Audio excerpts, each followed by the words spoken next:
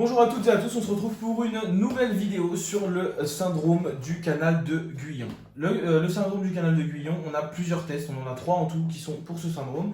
Le premier test, c'est le pull test. Ce premier test, donc, c'est pour vérifier si on n'a pas une fracture de l'amalus de l'amatome. Ok. Donc on va venir donc chercher cet amalus de l'amatome qui se situe à peu près au niveau, au niveau de l'os amatome, et on sent une proéminence. Pour le rechercher plus simplement, on peut se mettre au niveau donc pisiforme, juste là, mettre à peu près 1 pouce, on tombe directement sur l'amalus de l'amatome. Ensuite, on vient donc demander au patient d'étendre les doigts, on lui amène ses doigts légèrement comme ça, et on va lui demander donc de faire une flexion des doigts contre résistance. Voilà, simplement comme ça. Si on a donc une production de douleur suite à ce test, on pourra dire donc que le test est positif.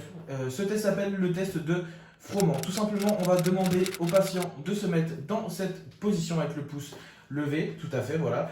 On a amené évidemment un petit truc parce qu'on prévoit tout à The French Physios. Et on le dispose au niveau, entre le pouce et le premier doigt du patient.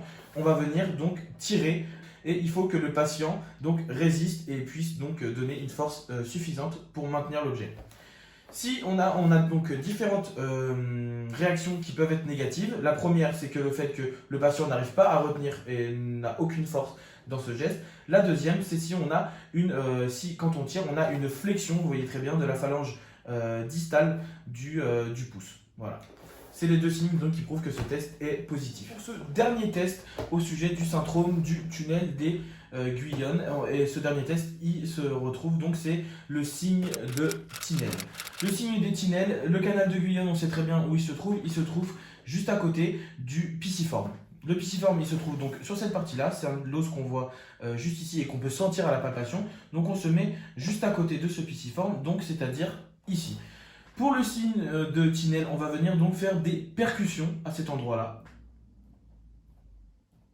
Donc les percussions, on peut y aller évidemment, il faut que ça atteigne ce canal des Guyon. Si on retrouve donc une reproduction de la douleur ou des signes neurologiques, on pourra dire que ce test est positif.